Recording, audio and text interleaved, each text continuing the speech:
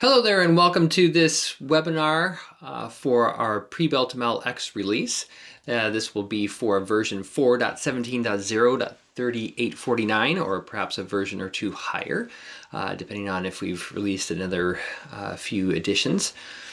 And so this will be for all of the PrebuiltML related brands. So we're going to jump in here and get started with this different features that are being rolled out in this release. So start with a few just simple ones that just help with the overall improvement in the software. Coming over here to the general tab, you'll notice that if we have a project name, previously if you had shortened this to something very short, maybe even just like a single letter, this tab over here would have gotten very small. We've changed that way you don't actually get a tab that's incredibly small and hard to select. So there's an improvement there for you that are using the project tab in that way. Moving over to the Lumber tab, for those of you who make use of the Lumber tab, and not going to go into all the granularities of how the Lumber tab uses, or it can be used. If you're not familiar with it, it may be something that you want to learn more about in our knowledge base. But specifically in this release, we have expanded the granularity as it relates specifically to the beam group. So if you expand the beam group, previously you pretty much just only had a 2x option. So these, what is now is 2x4, 2x6, and 2x8 and bigger. Those were reflected only by a single 2x line. So instead, this has been expanded to include those other additional items. So have more control, more of what you might need to adjust as you come on to different requirements in your projects. Jumping over to the Plan tab now, a couple things to draw your attention to here. One is that we have in the Pages list, you can see there's this little arrow icon that's at next to the Add Pages button.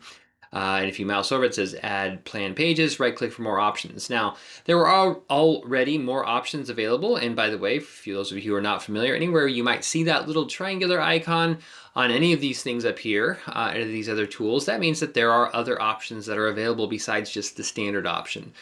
So I encourage you to look into, if you're not familiar with some of the other options related to, say, rotate and crop as page and framing layout, there's more options that you can do. I encourage you to explore that. But over in the Pages list, there already was another option here for adding a blank page if you right-click. And that's how you access any of those triangular options, is by right-clicking. So add a blank page was already an option, but we've added another one now, and that is the ability to select specific PDF pages. So if you have a PDF that has multiple pages in it, but you really only want to pull one or two of them in, or maybe it's just like a batch of 10 out of the 100 that are in there, you can now do that. So we're going to select the PDF pages. I'm going to just go to my desktop here. And find just an example demo plan. And so that's going to pull this up, and you'll see that initially I get this collection of thumbnails like you might expect. They initially all start as selected, but I can change that either by just clicking one of them, using Control or Shift to select multiples, or even use the page selection options down here like 2 and 4, you know, if I want to just select pages 2 and 4. So I'll just do that. I'll do 2 and 4, click OK. And now it's going to actually pull those two pages in, and notice that they actually are labeled as page 2 and 4. So if later I want to come back and add in page 1 and 3, they'll actually get named accordingly and sort nicely in the list. So that's available now in this version. So you can, whether you have a PDF of 4 pages or 100 pages, pull out the pages that are helpful for your specific task. Jumping back over here to the project list, we've expanded some of the different applications that are available. So for those of you who maybe are pressing even further off into the different aspects of a project, trying to give some more applications to make that a little bit easier. In the concrete pack, we've allowed for form accessories, form boards, form panel, and form tube. Those are all newer applications, or we've added new products into those sections as well. So you can take advantage of that. In the main wall type of area, there is the shaft wall liner, shaft wall stud. Now the shaft wall liner application technically I think already existed, But when it comes to the need to be able to call related materials to this idea of the shaft wall liner and shaft wall conditions. So now we've added that in where you have the studs, the fire channel, depending on what type of shaft wall you're calling, the shaft wall track, and the shaft wall accessories. So lots of things that are there. And what we found is by adding in all these multiple different applications, as well as many more products associated with them, that it's now a little more straightforward to create kits for producing those types of conditions. So encourage you to look into that further. Looking into the roof area, added in a couple of, for roof framing, purlin. Now we already had a purlin application, but it was more of a QL type of application instead of just a linear footage. So we've added in a purlin for linear material, depending on what type of framing environment you're in, where if you just want to be able to measure out so many linear feet of material for purlin type of applications and products, you can do that now. And then we've added another application called struts for those of you that might make use of that. Insulation, added an underfloor insulation option, and then in the interior trim section, added in several more smaller, very specific trim things like corner trim block, interior apron trim, rosette block, plinth block, and even a floor covering application for some generic coverings in that area.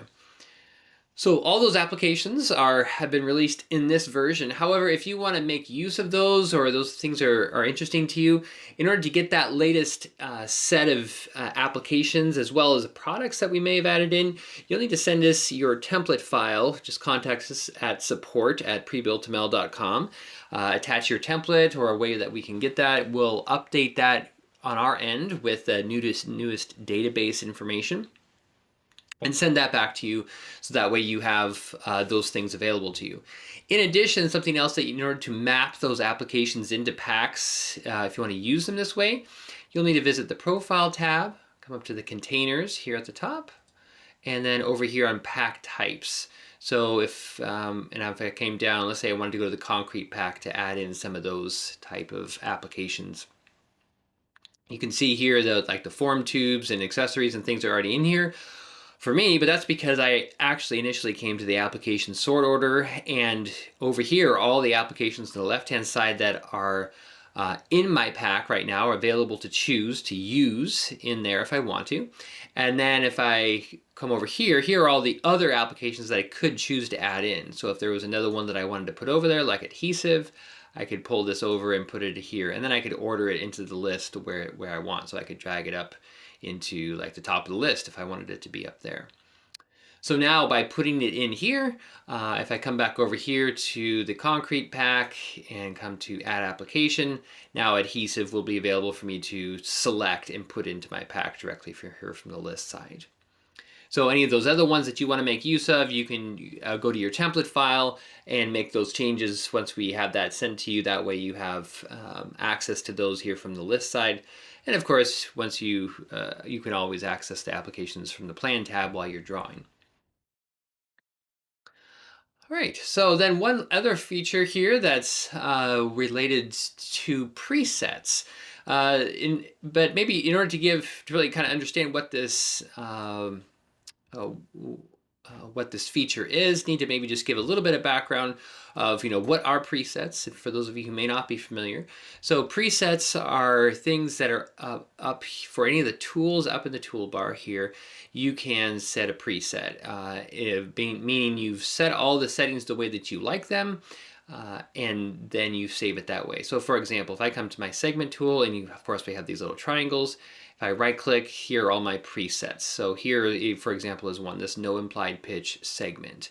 Now if I come here and draw this, the only setting I've particularly made on this particular segment is that I've checked the no implied pitch box. That way I don't get pitch applied by being over top of a container accidentally. So if I just maybe have that set that way so I don't get extra pitch in certain cases.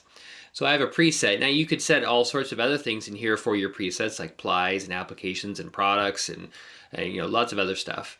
And that's going to be true for any of the tools that you can do.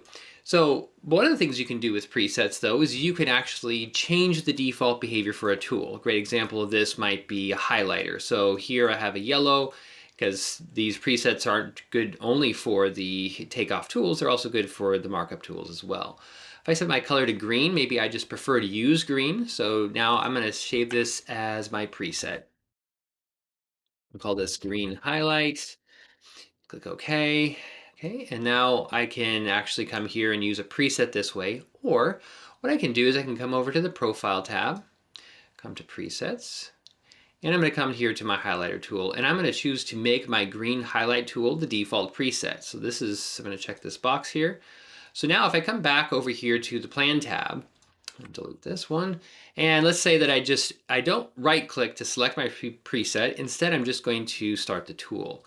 And now because I've set that green highlighter as the default preset, essentially the default behavior for the tool, I'm going to get green highlight for me automatically. So you can change the initial behavior for any of these tools, again, for both markup tools as well as takeoff tools. Now all of those, everything that I've shown you this far is already been existing behavior, and I'm going to show you one more step further that's also existing behavior. I'm going to set this over here for my presets for my segment tool. I'm going to set my default preset to be the no implied pitch segment. Now this relates to the measure command as well. So this would be true that if I came here and I drew a segment, it's going to be that no implied pitch. That's going to be true. But then also the measure command. So if I'm over here in the material list and I just want to measure out from my material and be able to drive more from the material list, and this is kind of a whole nother discussion. If you're not familiar with this, I encourage you to look into it further. But I'm going to come here to my measure command.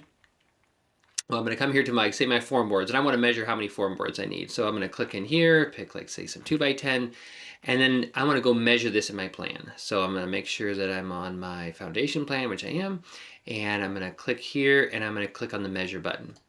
And now when I come over here to measure, I'm going to pull this in, and now it's automatically going to have taken on the nature of like the form boards and the 2x10, but you also notice that if I come up here, it has the no implied pitch set to it because it's using the rules that have been set for it for the default tool. So since I've set the default tool for segment to be the no implied pitch, it gets that as part of the measure command.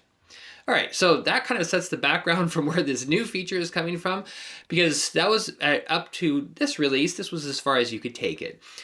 You could set a default preset for sort of a collection of items. So basically, more or less anything that you might use that segment type of tool, like a wall assembly or a beam or other types of applications in your list, they would all basically just kind of run off of that default preset.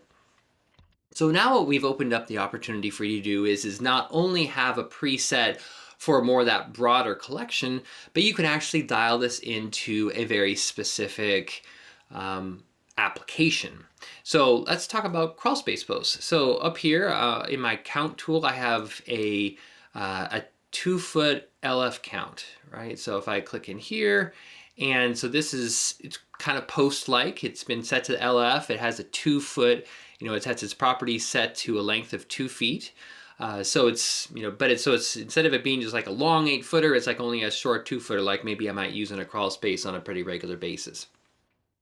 So what I can do now is instead of setting this at just a high level, I can go to a very specific application. So I'm going to come to my accounts, I'm going to come to my 2-foot LF, but instead of setting it here, because that wouldn't make sense to apply it to everything, I really just kind of want to use this for crawl space. If I click the words now, I can come over here and notice that I'm setting the default measuring tools for that specific application. So I'm going to come down to crawl space post here. So let's see here, crawl space post, and I'm going to set this to be my default preset. So now I'm saying whenever I'm over here in the digitizer, or in the plan tab rather, and I pick a product and I go in here and I click the measure command, I'm going to come over here and I'm going to start to count up some of these, crawl space posts that might be here. And so while the crawl space post application and the product get applied based on my measure, notice that I actually have the 2-foot length post that's being used there. So again, that allows me to use that default preset. Another great example might be a stair stringer. So I have a stair stringer with an 812 pitch on it already. So I'm going to come over here, come to my maybe a couple of upper floor, and do I have a stair stringer in here? We'll just add one. So I'm going to come to stair stringer application. So if I was to just use this, I wouldn't necessarily get the same pitch that I might want. So I'm going to come over to the profile, come to segment, come to my stair stringer kit, and I'm going to come down here to stair stringer and set this to be my default presets. So that way, when I come over here now to my plan tab, find my stair stringer, do a measure command, and if I'm drawing a stair stringer, in the appropriate place, you can see here that it's 3 plies for me already, and it's had its pitch set to 8. So it's following, again, those rules of that preset while also still picking up the stair stringer application and the product that I might have picked with the measure command. One more example would be deck joists. So I just show you how you could take this even further. So the deck joists that maybe go along with Trex decking. So not only may I want to be able to get my deck joists, which are like a container. I'm going to come over here to my exterior deck. Say I have some deck joists here that I want to measure. But before I do that, I'm going to come over to my profile, come to my floor, come to my 2x10. Here's my preset that I've created. And I'm going to come down to my deck joist right here and use this as my preset. So now when I do a measure command from a deck joist application, and click measure, I'm going to get more of this container where I can just, trace my container. Maybe it's just out here in the back, and this shows as a slab, but maybe I'm going to turn it into a deck.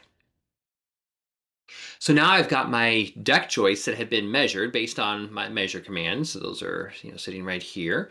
But because I was using my deck joist preset, now I also have the rim attached to it, which I could turn some of this into ledger if I wanted to. You can see the area has already been added. It has the decking associated with the 1x6 by 16 foot Trex decking. So a lot of these other things have already been set up for it. So that way I can more easily get to the output and get to it quicker. So that's the concept here. Presets over here in the profile tab, presets that you're able to actually set them to a specific application so that as you use the measure command and measure out of the list, you're getting that more specific defined behavior. And that kind of wraps up what we have in this latest release. If there's any questions at all, feel free to reach out to us. And we're happy to show you more about that.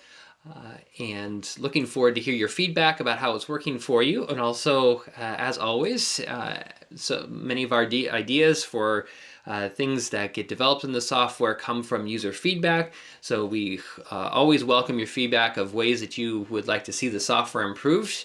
And we can bring some consideration to those and see if those are things that we can possibly add in the future. So again, look forward to hearing from you and have a good afternoon.